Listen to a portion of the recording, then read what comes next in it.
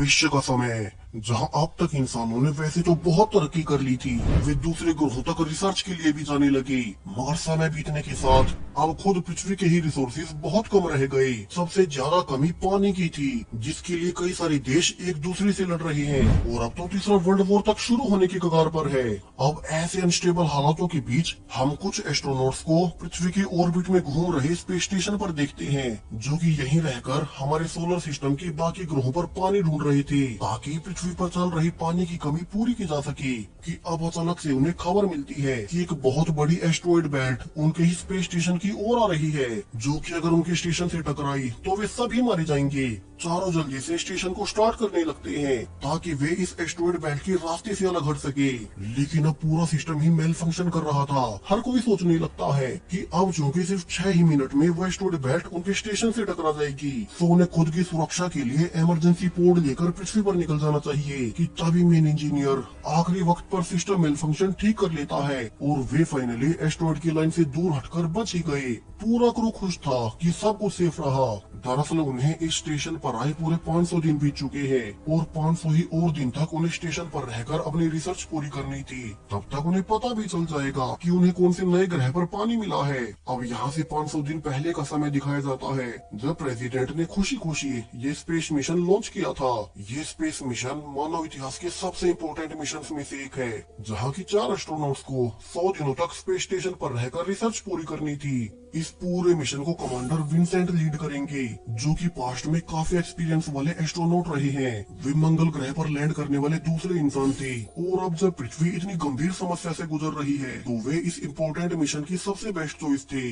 दरअसल दुनिया भर के वैज्ञानिक मंगल मिशन के बाद सोलर सिस्टम के अलग अलग ग्रहों पर अपने प्रोब भेजने लगे, ताकि जहाँ भी उन्हें पानी होने के सबूत मिले, वहीं विंसेंट की अगुवाई में बाकी एस्ट्रोनॉट्स को भेजा जा सके।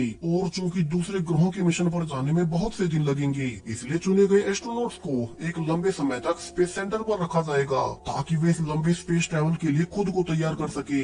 अब विंसेंट के बाद क्रू में दूसरा मेंबर जॉन होगा, जो कि एक इंजीनियर है, और उनके मिशन में कोई भी टेक्निकल इशू होने पर जॉन ही उसे टैकल करेगा। तीसरी मेंबर जस्टिन थी, जो कि शिप के एनर्जी रिसोर्सेज को संभालेगी। इसके बाद चौथी और आखिरी मेंबर एंड्रिया, जो कि शिप पर रहकर सारे साइंटिफिक एक्सपेरिमेंट करेगी कि कैसे वे दूसरे ग्रहों पर मिले पानी को इंसानों के पीने लायक बना सके। वही एंड्रिया ही क्रू मेंबर्स की साइकोलॉजिकल डॉक्टर रहेगी, क्योंकि उसे इस फील्ड में भी डिग्री हासिल है।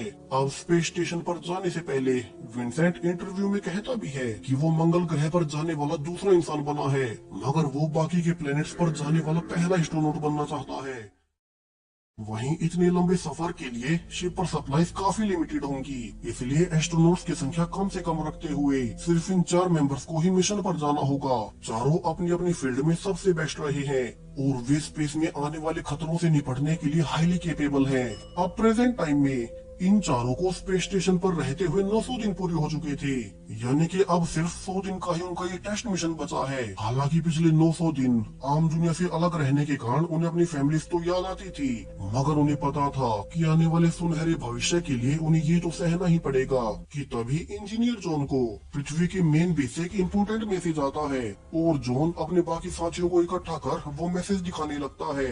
दरअसल जो अलग अलग प्रोब्स उन्होंने कई सारे प्लेनेट्स पर भेजे थे, उनमें से एक प्रोब ने जुपिटर ग्रह के मून यूरोपा पर फ्रेश पानी के बहुत बड़े भंडार ढूंढ निकाले थे। इतना ही नहीं, इस पानी को आसानी से इंसानों के लिए प्यूरिफाई किया जा सकेगा। हर कोई खुशी से झूम उठता है। पूरी दुनिया भर में ये खबर आग की तरह फैल चुकी थी। हर ओर से वैज्ञानिक कम्युनिटीज इस डिस्कवरी के बड़े बड़े दावे करने लगती है कि इंसानी प्रजाति इस डिस्कवरी के बाद और तेजी से तरक्की करेगी। अब वे जिंदा रहने के लिए सिर्फ एक पृथ्वी प्लेनेट पर निर्भर नहीं रहेंगे। प्रेसिडेंट भी अनाउंस कर देती है कि जो टीम अभी स्पेस स्टेशन पर 1000 दिन के टेस्ट मिशन पर गए हैं, वही वापिस आने के बाद अब सीधा जुपिटर ग्रह के मून यूरोपा पर भेजे जाएंगे, ताकि वे वहां जाकर बाकी इंसानी बस्तियों को सेटअप करने की नींव रखें और उन्हें बाकी का इम्पोर्टेंट डेटा प्रोवाइड करें। ऊपर स्पेस सेंटर में भी आज चारों एस्ट्रोनॉट्स काफी खुश थे। वे पृथ्वी पर आने वाले दिनों में हीरोज बनने वाले थे और इसीलिए आज वे प्रोटोकॉल को तोड़ते हुए सभी ड्रिंक करते हुए इस अच्छी खबर को सेलिब्रेट करने लगते हैं। विंसेंट जो कि पूरी टीम का लीडर है, वो स्पीच भी देता है कि जब वो मंगल ग्रह के मिशन से वापस आया था तो उसे खुद पर बहुत प्राउड हो रहा था कि उसने कुछ बड़ा किया है और इस बार तो पूरी पृथ्वी पर सिचुएशन बहुत खराब है। सो अगर वे सक्सेसफुली यूरोपा मिशन को पूरा कर लेते हैं तो वे न सिर्फ अपनी फैमिलीज को बल्कि पूरी पृथ्वी को एक तोहफा देंगे। और अब सेलिब्रेट करने के बाद वे एक साथ जुपिटर की ओर देखते हैं जो कि उनका अगला मिशन होने वाला था। लेकिन अब जब हर कोई इस डिस्कवरी की खुशियां मना ही रहा था कि तभी हर ओर से खबरें आने लगती है कि अचानक से हमारे सूर्य की एक्टिविटीज में कोई हलचल हो रही है और अब आने वाले कई दिनों तक हो सकता है कि खतरनाक सोलर फ्लेयर्स का सबको सामना करना पड़े। हालांकि सभी को लग रहा था कि ये सोलर फ्लेयर्स ज्यादा खतरनाक नहीं होंगी। और अब शिप में भी एक दिन जॉन और जस्टिन एक दूसरे के करीब आने लगते हैं क्योंकि वे इतने लंबे समय से पृथ्वी पर मौजूद अपने अपने पार्टनर से काफी दूर रही थी। हालांकि ये करना भी प्रोटोकॉल्स के खिलाफ जाता है। अब अगली मीटिंग पर बुलाए जाने से कैप्टन विंसेंट जान जाता है कि जॉन और जस्टिन एक दूसरे के साथ सो रही थी और वो जॉन को इसके लिए डांटता भी है। अब जॉन ये प्रॉमिस करते हुए माफी मांगने लगता है कि आगे से वे ऐसा कुछ नहीं करेंगे। वैसे भी उन्होंने एक साथ ड्रिंक करके एक बार प्रोटोकॉल तोड़ दिया था जब उन्हें यूरोपा पर पानी की डिस्कवरी हुई थी। जॉन विंसेंट को समझा ही रहा था कि तभी उन्हें पृथ्वी से बेहद ही हैरान करने वाली खबरें आने लगती है। दरअसल पृथ्वी के कई सारे देशों ने अचानक से ही एक दूसरे पर अटैक कर दिया। दरअसल पृथ्वी पर पानी की कमी को लेकर बहुत से देश एक दूसरे से लड़ रहे थे, मगर यूरोपा पर पानी मिलने की खबर के बाद सबको लगा था कि अब सब कुछ शांत हो जाएगा। लेकिन अब अचानक से कई सारे देशों में एक साथ न्यूक्लियर अटैक्स हो गए और उनमें लाखों लोग मारे गए। बड़े बड़े लीडर समझ नहीं पा रहे थे कि पृथ्वी के हालात अचानक से इतने कैसे बदल गए। अब चारों क्रू मेंबर्स को भी बेस स्टेशन से बताया जाता है कि बाकी सबकी तो फैमिली सेफ है, बस कैप्टन विंसेंट को छोड़कर। उसके बेटे को काफी गंभीर चोटें आई थी। अब विंसेंट कहता है कि 1000 दिन अब चूंकि पूरे होने को है, सो वे जल्द ही वापिस से पृथ्वी पर जाएंगे। हालांकि जो नई टीम इस स्टेशन पर उन्हें रिप्लेस करने वाली थी, उनका लीडर गैब्रियल, वो भी अटैक में मारा गया है। सो हो सकता है कि उनके बाद वाली टीम यहाँ ना आ सके। अब ये सुनते ही एंड्रिया अकेले में जाकर रोने लगती है क्योंकि जिस गैब्रियल के मारे जाने की खबरें आ रही थी, एंड्रिया उससे रिलेशनशिप में थी और वे जल्द ही शादी भी करने वाली थी। जबकि विंसेंट अब अपने बेटे से वीडियो कॉल पर बात करता है। उसका बेटा रोते हुए बता रहा था कि अब उसके पैर नहीं बचे और वो शायद से अब कभी चल भी नहीं पाएगा। विंसेंट उसे शांत करने की कोशिश करता है कि अब यूरोपा मिशन पर जाने से पहले वो पृथ्वी पर आएगा और तब वे एक साथ मिलकर कुछ वक्त बिताएंगे। कि तभी अचानक से स्पेस सेंटर का कम्युनिकेशन पूरी तरह से पृथ्वी से टूट जाता है। एंड्रिया देखने भी जाती है कि अचानक से ये क्या हुआ और तभी जॉन सभी को विंडो पर आने को कहता है। वो नीचे पृथ्वी पर कुछ ऐसा देख रहा था जो कि काफी भयानक था। और वे सभी देखते हैं कि अब अचानक से पूरी ही पृथ्वी पर हर ओर बहुत बड़े धमाके हो रहे थे। विंसेंट जल्दी से ऑर्डर देकर फिर से बेस कंट्रोल से कांटेक्ट करने की कोशिश करता है, मगर अब तक सब कुछ बंद हो चुका था। सो विंसेंट कहता है कि वे अभी से ओपन सिग्नल भेजे, जो कोई भी और भी स्पेसशिप्स पृथ्वी के बाहर मौजूद हैं, वे उनसे संपर्क करे। किसी न किसी को तो कुछ पता ही होगा कि पृथ्वी पर अचानक ये क्या हो गया। अब जस्टिन अपनी फाइंडिंग बताती है कि उसके डेटा के हिसाब से पृथ्वी पर जितने देशों के पास न्यूक्लियर हथियार स्टोर्ड पड़े थे, वे सब के सब एक साथ ब्लास्ट हो गए, जिसके बाद अब पृथ्वी की 99% आबादी सीधी मारी गई होगी। चारों घबराए हुए ये सब देख ही रही थी कि उनके पास एक जर्मन स्पेसशिप से रिस्पॉन्स मैसेज आता है कि उन्हें भी नहीं पता कि पृथ्वी पर ये सब क्यों और कैसे हुआ और अब उनका भी कांटेक्ट अपने बेस से नहीं हो पा रहा है। जॉन रिप्लाई करता है कि वे अपने बेस से कांटेक्ट करने की कोशिश जारी रखें और वे भी ऐसा ही करेंगे। इसी बीच जॉन कहता है कि अब उनके मिशन का कोई फायदा नहीं, उन्हें भी इमरजेंसी पोर्ट लेकर वापिस से पृथ्वी पर चले जाना चाहिए। लेकिन विंसेंट के अनुसार वे जाएंगे कहाँ? उन्हें तो नीचे से किसी का रिप्लाई तक नहीं मिल रहा। क्या पता वहाँ कोई जिंदा बचा भी हो गया नहीं। सो उन्हें यहीं पर रुककर कोशिश जारी रखनी होगी कि कैसे भी करके उनका पृथ्वी से कम्युनिकेशन हो जाए और उन्हें कंफर्म हो सके कि पृथ्वी पर लैंडिंग के लिए सेफ लोकेशंस कहाँ मौजूद हैं। और अब धीरे धीरे इस घटना को पूरे 6 दिन बीत जाते हैं, लेकिन अब तक क्रू को पृथ्वी से कहीं कोई रिस्पॉन्स नहीं मिलता। पूरी पृथ्वी अब नीले कलर से बदलते हुए काली पड़ने लगी थी क्योंकि न्यूक्लियर विस्फोटों के बाद धूल के बड़े बड़े गुबार ऑर्बिट में फैल गए। कहीं से कोई लाइट नहीं जल रही थी। विंसेंट और बाकी सब इन 6 दिनों में लगातार कोशिश करने के बावजूद असफल ही रहे। और अब तो वे भी समझ चुके थे कि सब कुछ बर्बाद हो चुका है। मगर ये सब हुआ क्यों? क्योंकि पहले कुछ देश आपस में लड़ रहे थे और अब अचानक से ही सभी देशों के न्यूक्लियस का एक साथ फट जाना, ये कोई कोइंसिडेंस नहीं हो सकता। इसके अलावा अब तो उनकी फैमिलीज भी मारी गई होंगी। चारों ही मेंबर्स ये जानकर काफी दुखी थे। उन्हें भी समझ नहीं आता कि अब वे आगे क्या करें। और अब कुछ दिन बाद चारों ही मेंबर्स को स्टेशन पर आए हुए पूरे 1000 दिन बीत चुके थे, जहां स्केड्यूल के हिसाब से आज सभी को पृथ्वी पर वापस जाना था। जिसके बाद चारों मेंबर्स कुछ दिन अपनी फैमिलीज के पास बिताकर आगे यूरोपा मिशन के लिए निकलते।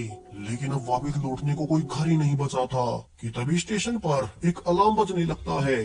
एआई असिस्टेंट अनाउंस करता है कि उनके स्टेशन के इकलौते एस्केप पोड को पृथ्वी पर लॉन्च करने की प्रक्रिया शुरू हो चुकी है। सभी देखते हैं कि एस्केप पोड से कौन भाग रहा है और उन्हें रिवील होता है कि ये कोई और नहीं बल्कि उनका लीडर विंसेंट था, जो कि बाकी तीनों को बिना बताए अकेला ही पृथ्वी के लिए निकल रहा था। अब सभी जल्दी से विंसेंट को रोकने भागते हैं क्योंकि उनके पास ये इकलौता एस्केप पोड बचा है और उसके बाद कभी कोई यहाँ से निकल नहीं पाएगा।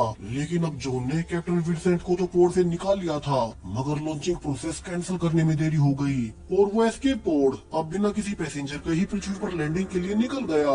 यानी कि अब चारों यहीं फंस चुके थे। वे चाहकर भी यहाँ से कहीं नहीं जा सकते। हर कोई समझ जाता है कि विंसेंट की वजह से वे सब यहीं स्पेस में मारे जाएंगे। अब विंसेंट को जल्दी से बेहोशी वाला इंजेक्शन लगाने के बाद तीनों डिस्कस करते हैं कि उन्हें आगे क्या करना चाहिए। उनके ऑलरेडी 1000 दिन यही पूरे हो चुके हैं, यानी कि उनका खाना पानी भी जल्द ही खत्म हो जाएगा। वहीं अब तो एस्केप पोड भी जाता रहा।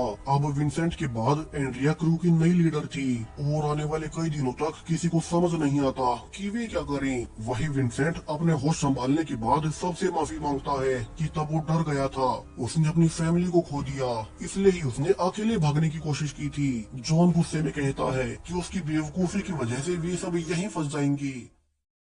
हालांकि एंड्रिया बीच बचाव करती है कि अब उनके आपस में लड़ने से कुछ नहीं बदलने वाला, सो उन्हें ठंडे दिमाग से आगे की प्लानिंग करनी होगी। वो बचे हुए खाने और पानी की रिपोर्ट देती है कि अगर वे अपने खाने और पानी को ढंग से राशन करे तो वे आने वाले 25 दिनों तक सरवाइव कर पाएंगे। और उससे पहले उन्हें उम्मीद करनी होगी कि पृथ्वी पर किसी भी देश की स्पेस एजेंसी अभी भी बची हुई हो और उनसे कॉन्टेक्ट होने पर वे उनके लिए रेस्क्यू मिशन भेज दे। अब सबको पता था कि जो संभावनाएं एंड्रिया बता रही है उनका पूरा हो पाना बहुत मुश्किल होगा। सो जस्टिन, जो कि अब तक जीने की उम्मीद खो चुकी थी, उसे पता था कि उसकी पृथ्वी पर फैमिली तो वैसे भी मारी गई। सो अब आखिरकार वो स्पेस स्टेशन से खुद ही बाहर कूद जाती है। उसे देखकर हर कोई दुखी था कि उन्होंने अपना एक साथी खो दिया और जॉन विंसेंट को मारने लगता है क्योंकि उसी की वजह से उनका इकलौता एस्केप पोड चला गया था। कि तभी उन्हें एक रशियन स्पेसशिप से मैसेज आता है कि सोलर फ्लेयर के हिट होने से उसके सभी क्रू मेंबर्स मारे गए हैं और अब वो अपने एस्केप पोड में अकेला ही बचा है। सो वो उनके स्टेशन पर आना चाहता है क्योंकि उसे भी नहीं पता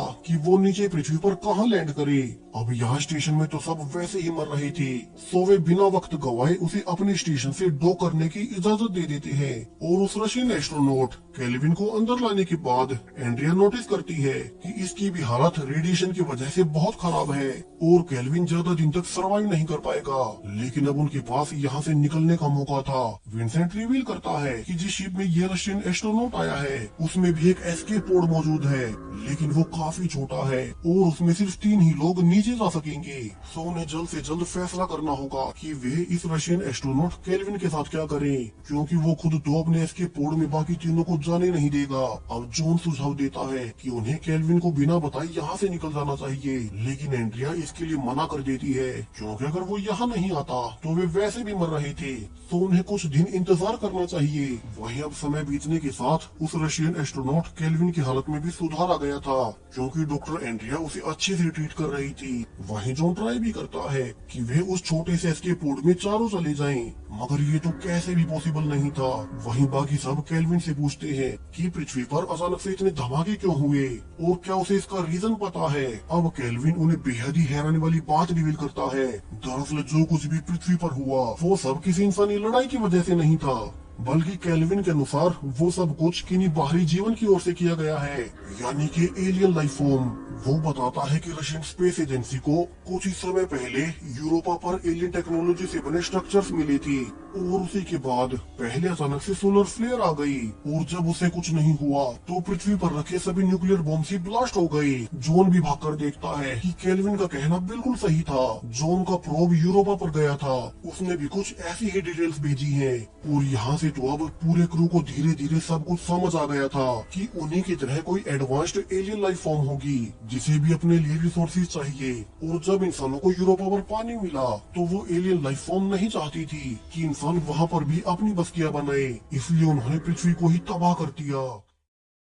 हर किसी को लगा कि अलग अलग देश आपस में न्यूक्लियर अटैक कर रहे हैं, मगर ऐसा था नहीं। अब चारों डिस्कस करते हैं कि उन्हें आगे क्या करना चाहिए। हालांकि उनके डेटा के हिसाब से पृथ्वी के कई सारे हिस्से अभी तक भी सेफ थे, यानी कि वहाँ के लोग भी जिंदा बच गए होंगे, और शायद वहीं पर वे सुरक्षित लैंड भी कर पाएंगे। वहीं अगर वे अपना कोई भी मिशन यूरोपा पर नहीं भेजेंगे तो शायद से वेलियंस उन पर दोबारा अटैक न करें। अब तक पृथ्वी की आबादी 99% तो वैसे भी मर चुकी थी, सो जो रिसोर्सेज पृथ्वी पर बचे हैं बाकी के 1% लोग उनमें गुजारा कर लेंगे। यहाँ केल्विन एंड्रिया को स्पेशल थैंक्स बोलता है जो उसने उसका इलाज किया, वरना तो वे उसके एस्केप पोड के लिए उसे मरने के लिए छोड़ सकते थे। जबकि विंसेंट और जॉन डिस्कस कर रहे थे कि वे लैंड करने के लिए पृथ्वी पर सबसे सेफ हिस्सा कौन सा होगा, और आने वाले कई दिनों तक सभी इसी रिसर्च में लगे रहते हैं कि वे लैंड कहाँ करेंगे। उन्हें ये भी याद रखना था कि लैंडिंग के वक्त उनकी कोई मदद करने वाला नहीं होगा, क्योंकि जितना उन्हें अंदेशा था किसी भी देश की स्पेस एजेंसी अभी इतने दिनों बाद तक भी एक्टिव नहीं हो पाई है। और उन्होंने फाइनली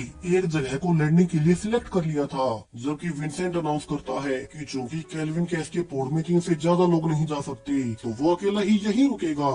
वैसे भी उसी की वजह से उनका एक एस्केप पोड दूर चला गया, और वो टीम का लीडर भी था, सो वो अपनी टीम के लिए खुद का सेक्रीफाइस करने को तैयार है। वो जाने से पहले जॉन को एक लेटर भी देता है कि अगर उसका बेटा अभी तक पृथ्वी पर जीवित मिले तो जॉन विंसेंट का आखिरी लेटर उसके बेटे को दे दे। और इसके बाद अब जब वे गुड बाय बोलकर निकलने ही वाले थे कि जॉन विंसेंट को कहता है कि वो ये लेटर खुद ही अपने बेटे को दे।